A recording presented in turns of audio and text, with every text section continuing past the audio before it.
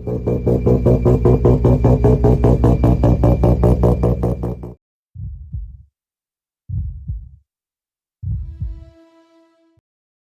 guys, welcome to another episode of Rx8 and stuff. For a while now, I've been wanting to make this video, and this video is about why and how the Rx8 acquired such a bad reputation. There are several factors involved, and I think the first one is down to us, our own expectations. I think we did not manage our own expectation. Cast your mind back to when the Rx8 was released, 2003, 2004. Straight away, the Rx8 was going to be compared to the Rx7. And the Rx7 is a fantastic car, don't get me wrong, one of the most beautiful cars ever designed and ever manufactured. I believe it. And on paper, twin turbo rotary engine sounds great, right? It was a beautiful, beautiful piece of kit. But we didn't really compare stock Rx8 versus stock Rx7. We compared stock Rx8 versus Fast and Furious Rx7. I mean, in the early 2000s, 90s JDM nostalgia had kicked in well and truly already. We were on the second Fast and Furious movies, and God, we didn't know there would be so many of them, right? And we were just looking at all those souped up, tuned Japanese cars with thousands, gazillions of horsepower. And when Mazda came up with the Rx8, a naturally aspirated car with 231 horsepower, we were very, very disappointed. But Mazda never said they were going to build a 2000 horsepower supercar at the end of the day, right? I think we had unreasonable, unrealistic expectations. We forget also that stock versus stock. I mean, the Rx8 is not that far off the Rx7 in terms of power. We're talking about the Rx7 FD. Rx8 231, Rx7 FD 250 with two turbos, right? And then we don't look at the price. I think we don't look at the sales price. Back in 2004, in the UK, you could get a 4-port Rx8 for £20,000 brand new from the dealership. If you went for the 6-port, you could pay, I believe, up to £25,000. That is Golf GTI level. You know, that's Golf Mark V GTI territory. It was about those prices, about 24 grand. If the Rx8 FD had still been on sale in 2004 and be sold beside the Rx8, adjusted for inflation, the price of the Rx7 would have been 37 grand. The Rx8 was not designed to go head-to-head with a Porsche Boxster or a Porsche 911 or some other German sports cars. It was designed to compete against hot hatches and coupes. I mean, at the time, you could get a Hyundai coupe, I think, for 18 grand, right? So, remember when cars were affordable? So yes, I think our expectations, led us to a dark path. We did expect a monster. We wanted a monster. We were dreaming of a monster. And Mazda delivered a well thought out, practicable coupe. Affordable also. So I think the product didn't match expectation. The early 2000s, I think, is also the era when we started, as human beings, being absolutely obsessed with figures, power figures, 0 to 60 time. That's all that counts in people's mind. It's all they've heard about in the last 20 years. People are not happy if the little hot hatch they buy doesn't come with 450 horse stock. It's crazy to think, anything nowadays that doesn't go from 0 to 60 in 3 seconds is considered slow. The Rx8 was never a fast car in a straight line. And I think that probably hurt the car's aura or drivers' egos. I don't know which one But again, cast your mind back to 2003, 2004. The RX8, the 6-port RX8 stock lapped the Top Gear track. It went around the Top Gear track in the same lap time, achieving the same lap time as a BMW M3 and a Nissan 350Z. Two cars with way more power than the RX8, by the way. So the RX8 is by no means slow. It's just not fast in a straight line. It's not a dragster. It wasn't designed for all-out acceleration. But it's a fast car on a lap, right? It's a fast car on a track. I think it just passed people by. So, why else? Any other reason why the RX8 has got such a bad reputation? Well, I think Mazda messed up. And it messed up in a fair few ways, if you'll excuse me. Thank you. So when the Rx8 came out, it was still suffering from teething problems. And namely, the first few Rx8 came out with weak coils and a weak starter motor. That led to people, first-time buyers, flooding their engines. And that's not a good look, isn't it? You have a gorgeous car parked on your driveway, and then you try and start it and you flood it. It's not a good look. Mazda was also desperate to sell a lot of those cars, and therefore it marketed the RX8 as a normal family car and the perfect company car. Seriously, Mazda actually advertised the RX8 as a repmobile. Low taxes, 1.3 litre, perfect. Now, keep that in mind, the RX8 can drink up to a litre of oil per 1,000 miles. How many people who have a company car do you know take care of that company car? How many people driving a company car have ever lifted the bonnet to check oil level? I'm pretty sure you don't know a single one of them, right?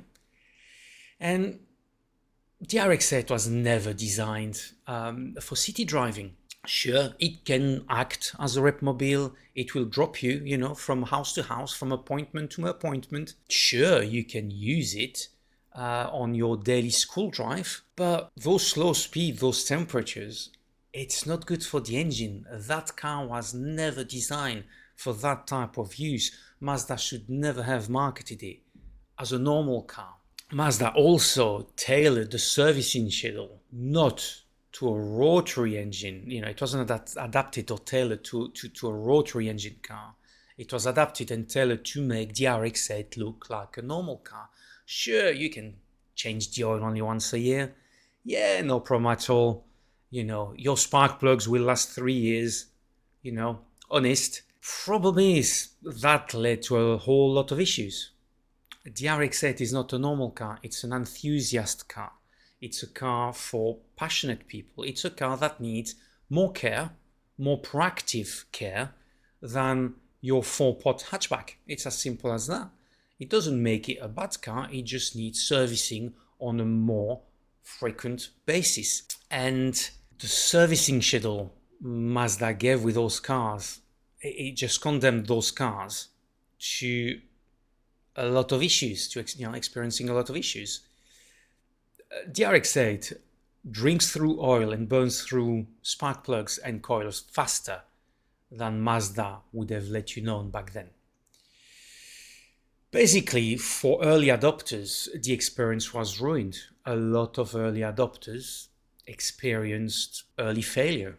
And it's a shame, really. And those people, obviously, they bought a car, they were proud of it. Mazda told them it was adapted to a certain type of use, which it wasn't. Mazda told them it didn't really need more love and care, TLC, than a normal car, but it did. And people had their joy and pride die on their driveway, on the side of road. I think the RX8 never really recovered from that era. What else can I think about? Where else did the Mazda RX8 acquire its bad reputation? I think at some point, when the Mazda RX8 was not new anymore, it was too cheap. And that was not good for the car. It was too cheap for its own good. Cast your mind back about 5 years' time. You could buy a Mazda RX-8 for £1,000. £1,000, £1,500. You could find dozens of them online for that price. And that's a problem. It's too cheap. Anyone, anybody, even people with no experience of rotary engine can buy them and rag them and break them and resell them. So many people just went, for £1,000, I'll buy one, rag it through the summer, right, and then resell it. And you know those cars were not only abused, they were not serviced, they were not cared for, right? Oh, the seals are rusting. Better put an induction kit on it. Oh my goodness. I don't know if I need oil or not. Should I pay for an oil change? Let me put a farty, £150 farty catback on it. It's fine. I'll sell the car back in 2 months' time. And it's what happened, unfortunately. So 5 years ago, if you were buying a cheap RX-8, you were basically buying a big bag of bother if you were interested in keeping the car.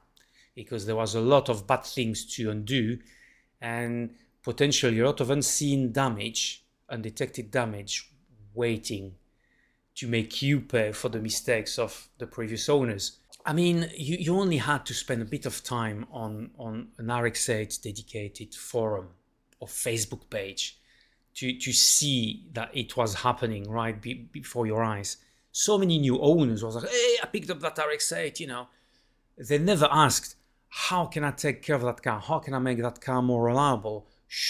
What should I be looking for? Most of them, their first question, I've just purchased that car, £1,000. How can I make it go faster? How can I make it shoot flames? Well, here you go. If you were to buy one of those cars afterwards, yikes. So, have we got a redemption arc for the RX-8? Cheers. Well, actually, I think we do. Let me explain. So, I think we are starting to see a redemption arc for the RX-8. They are becoming rarer. There are about 2,000 left on the roads in the UK at the moment, roughly. And prices have started to go up. On top of that, our dear government keeps on waging war on car owners and motorists and keep on taxing everything that moves and even sometimes things that don't. And the road tax now for the RX-8 is about £700 a year, and it's putting some people off. So a lot of the bad RX-8, the unloved, uncared for RX-8 have died. The few ones that are left on the road are the ones that were cared for, or the one kept or the one kept by passionate people who actually researched the topic online and learned to take care of their cars. So a lot of the surviving ones are actually very good. And I think also in an era where the roads are clogged up with ugly, fat, heavy SUVs and crossovers, all looking the same, inside and out, they all look the same. Same headlights, same tail light, same minimalistic interior with a poverty spec tablet instead of a dashboard, right? Over complex, beeping at you all the time, trying to keep you, wrestle the steering wheel out of you, just bombarding you with tactile and oral messages. I think people start appreciating a smaller, simpler car, something you can drive daily, park anywhere you want, drive through maybe small streets. You have a lot of old towns and small streets in Europe and in the UK, right? And people start appreciating simpler things. More character on the outside. I mean, the RX-8 was designed, it's a beautiful car. It was designed to look unlike anything else on the road. And it did that 20 years ago when a lot of cars still had character. So imagine now when all the cars are just basically coming out of the same photocopier. The RX-8 is lighter, it's analog, it talks to you, you feel what the car is doing. The steering is fantastic, the gear change is fantastic. you have induction noise, you have exhaust noise, you have transmission whine. You drive that car even at 30 miles per hour and you have fun. I think a lot of people start appreciating that more now that we have those horrid things on the road, which are just white goods designed to bring you from A to B, and that's about it. But anyway, that's my opinion. I hope you enjoyed this video. By all means, give me some feedback. Let me know what you think. Let me know if you think I'm correct with regard to my analysis. Let me know if you think of other reasons why the Rx8 may have failed at upholding a good reputation. Is anything else responsible for that bad reputation, and is it deserved or not? I don't think it is deserved. My Rx8 has never let me down, and if you speak to a fair few long-term Rx8 owners, it's actually a pretty reliable car. You just have to take care of it. I think the Rx8 is a very demanding mistress, and she's got ice cold blood in her vein. Cheap out on her, don't make her your priority, and she will make you cry and she will make you pay. But take care of her and she'll reward you. There you go. That's all I have to say. Thank you very much for watching, subscribing, commenting, sharing, the whole lot, and I'll speak to you next time.